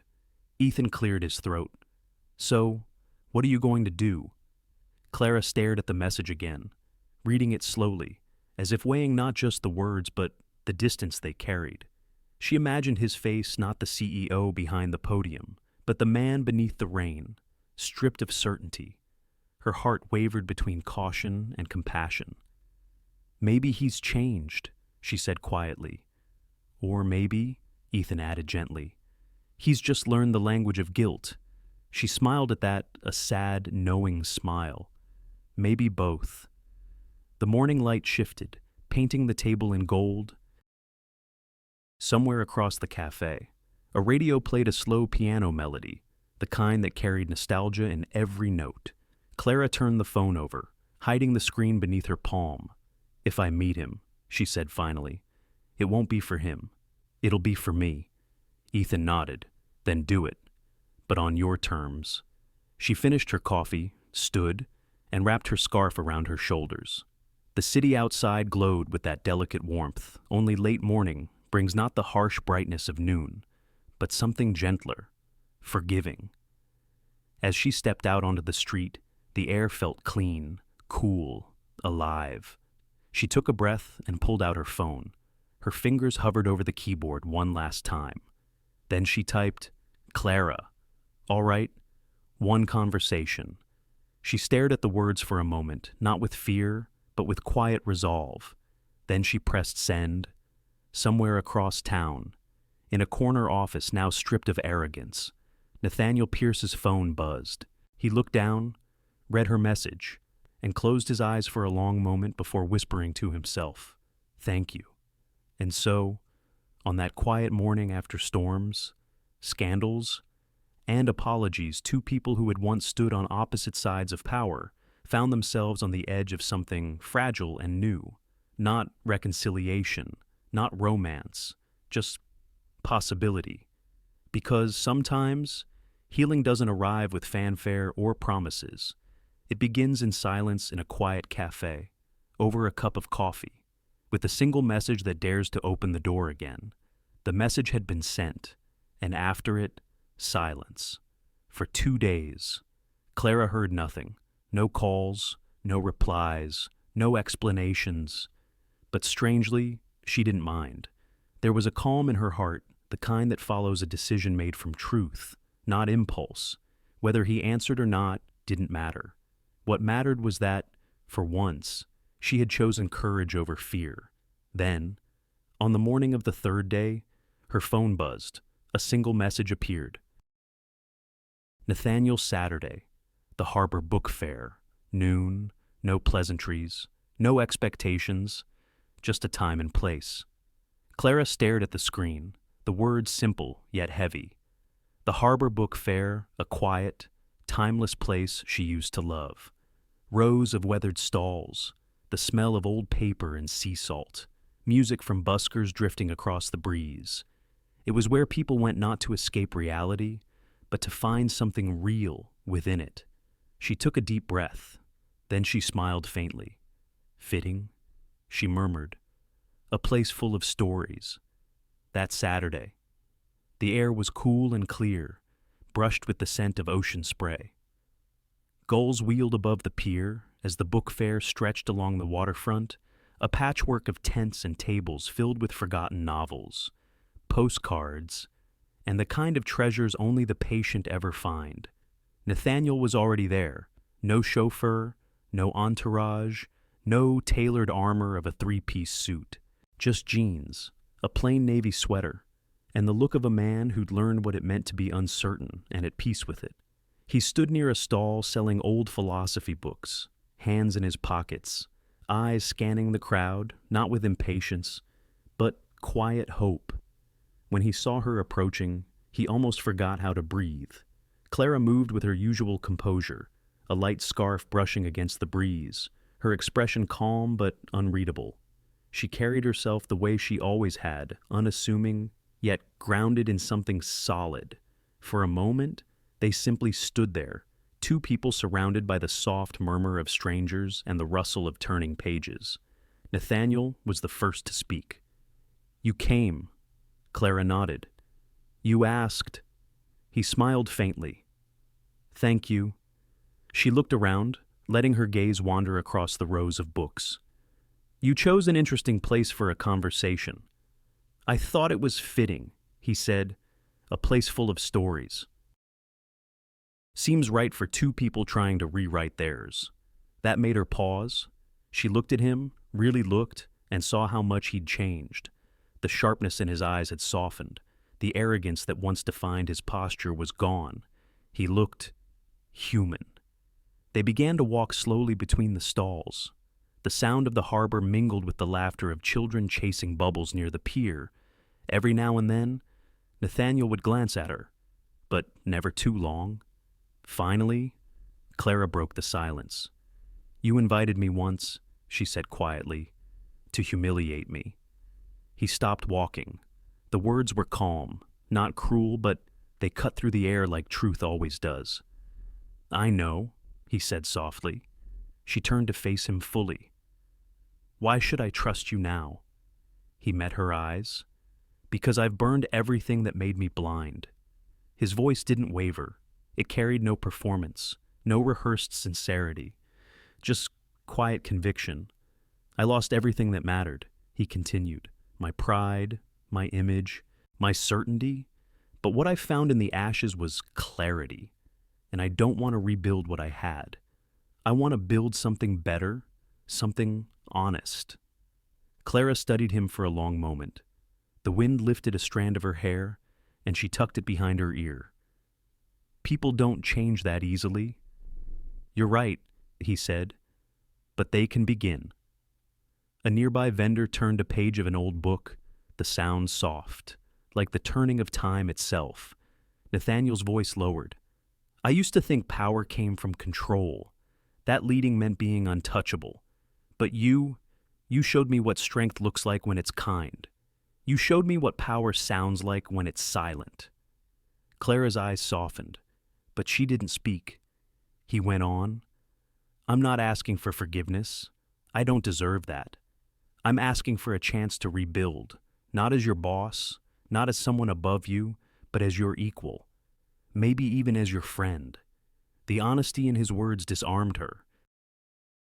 She looked down at a stack of worn books on a nearby table, titles faded by time, edges frayed, but still standing. "It's strange," she said softly. "We spend our lives collecting stories about redemption, but living one feels harder." He smiled faintly. "That's because real redemption isn't about being forgiven. It's about being different the next time you're given the chance." For a long time, they stood there, saying nothing. The sounds of the fair continued around them, pages turning, seagulls crying, waves lapping gently against the pier. Finally, Clara looked at him again. "If we start over," she said, "it can't be about guilt or gratitude. It has to be about purpose." He nodded. "Then purpose it is." She extended her hand not out of sentiment, but respect. "As equals," she said. Nathaniel looked at her hand for a moment, then took it. His grip was warm, steady, human. "As equals," he repeated. And in that simple gesture, something profound shifted. Not a grand reconciliation, not a promise of forever, but the beginning of something true. They continued to walk along the harbor, side by side, not talking much. Sometimes the most powerful conversations are the ones carried by silence, the kind where both people finally understand what words can't reach. At one point, Clara stopped to pick up a worn copy of To Kill a Mockingbird. She smiled, tracing her fingers over the cover. "It's funny," she said. "This book always reminded me that courage isn't about winning. It's about standing up when it's hardest." Nathaniel nodded. "Then maybe this is courage." She glanced at him. "Maybe." The sun was beginning to lower, painting the harbor in shades of gold and amber. The fair would close soon, but neither of them felt any urgency to leave. For the first time, they weren't the CEO and the secretary. They were simply two people flawed, learning, rebuilding. And as they walked through the fading light, the sound of the ocean behind them, the silence between them no longer felt like distance. It felt like peace. Time passed quietly, steadily, the way healing often does. The months that followed the meeting at the harbor, book fair unfolded like the slow turn of a season. No grand declarations, no dramatic changes overnight. Just a series of small, deliberate steps that began to rebuild what arrogance had once broken. Pierce and Langford was no longer the same, and neither were the people who led it. The building that once symbolized distance and power now carried a different kind of energy. The glass walls still shimmered in the morning light. But what happened within them had changed. The conversations were different, the laughter more frequent, the silences less heavy. At the center of that transformation stood Clara Evans. The woman once ignored, dismissed, and underestimated had become the quiet heart of the company's rebirth. She now led the Evans Initiative, a global division focused on education, community outreach, and social equity. What began as a gesture of apology had grown into a living movement of purpose. She spent her days not in corner offices or gala halls, but in classrooms and community centers listening, guiding, and giving shape to something lasting. Her leadership was not loud. It was not built on dominance or command. It was built on trust. People followed her because she made them believe again in goodness, in potential, in the idea that kindness could exist even in the coldest rooms. And Nathaniel Pierce. He no longer stood above her. He stood beside her. The man who once ruled from a place of pride now worked from a place of partnership. He no longer measured success in numbers or market shares, but in impact in the eyes of children who had new books because of their programs, in the schools rising where there had once been only dust. He had changed not perfectly, but authentically. Some days, the old instincts returned, the urge to control, to calculate, to protect his image. But then he would remember that night in the rain, and the woman who'd taught him that humility was not the loss of power, but the beginning of it. Together, they built something that mattered. The world watched their transformation with fascination. The story of the secretary and the CEO had become a parable of redemption, retold across news columns and leadership summits. But to them, it wasn't a story about redemption. It was about responsibility. And like all true change, it didn't need applause. 1 year later, the city looked different. The skyline stretched beneath a sunrise painted in gold and rose a quiet masterpiece that belonged to no one and everyone at once. The streets below were already alive, vendors setting up, children laughing on their way to school, the hum of a city moving forward. In a tall office overlooking that view, Clara stood by the window, her hands resting lightly on the railing. Her reflection in the glass no longer looked like the assistant who once stood invisible in boardrooms. It looked like someone who had found her center calm, grounded, whole. Behind her, the office was filled with the evidence of her journey, stacks of proposals for rural schools, letters from children halfway across the world, framed photos from projects that had blossomed because someone had finally believed compassion belonged in business. Nathaniel entered quietly, holding 2 cups of coffee. "You're here early," he said, his voice softer now, the edge long gone. She smiled without turning. "Old habits." He handed her a cup. "I thought we broke those. Some are worth keeping," she said, glancing at him with a hint of humor. They stood side by side, watching the light spread across the city. Neither spoke for a while. Words felt unnecessary in the comfort of shared purpose. Finally, Nathaniel broke the silence. "Do you ever think about that night? The gala?" Clara smiled faintly. "Sometimes, but not the way I used to.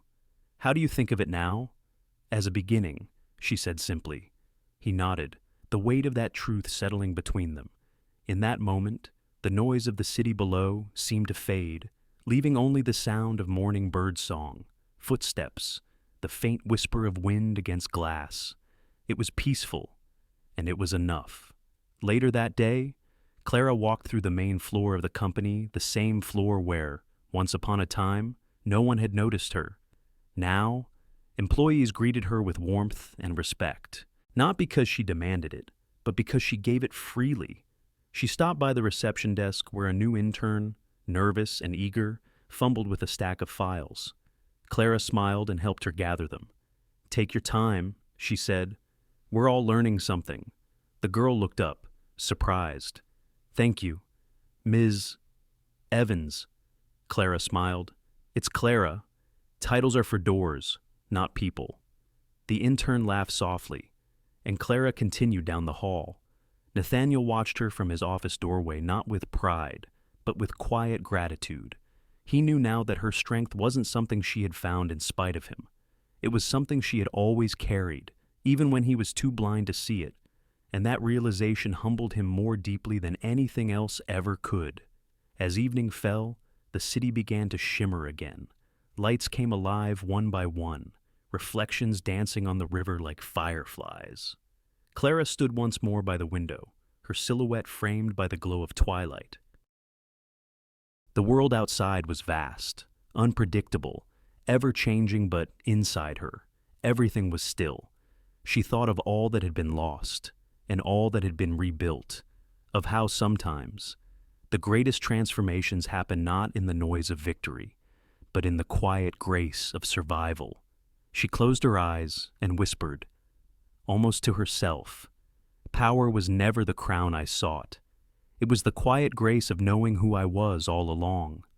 The words lingered in the air, soft, steady, final. Outside, the first stars appeared above the skyline, and as the city settled into night, it carried with it the echo of one woman's strength, the kind that doesn't roar or demand, but simply is. A strength born not from status or vengeance, but from self-understanding, from grace, from truth, and somewhere, in the soft pulse of that city, the story of Clara Evans became more than just a tale of redemption. It became a reminder that dignity, once reclaimed, can light an entire world. In the end, The Billionaire and the Secretary is not a story about wealth or status. It's a story about sight, about finally seeing the people we pass by every day, and realizing that true worth has never lived in titles, but in character. Nathaniel Pierce learned the hard way that success built on arrogance is an empty victory. Power means nothing if it silences empathy. And sometimes, the greatest transformation begins not in triumph, but in humility. Clara Evans reminds us that grace is the quietest form of strength. She didn't fight back with anger or revenge. She stood with dignity and in doing so, changed the very world that once dismissed her. In our own lives, it's easy to forget the weight of kindness, or to measure ourselves by status instead of sincerity. But the truth remains, timeless respect doesn't need a title, and redemption is always possible if the heart is willing to listen. So, be the person who listens. Be the one who leads with grace. Because in the end, it's not power that defines us. It's how we choose to use it. Thank you, dear friends, for spending this time with us. If this story touched your heart, if it reminded you that grace, humility, and kindness still matter in our world, please take a moment to like, share, and subscribe to our channel. Your support helps us continue sharing stories that heal, inspire, and remind us what truly defines a meaningful life. Until next time, take care of your heart, treat others gently, and never stop believing in the quiet power of goodness.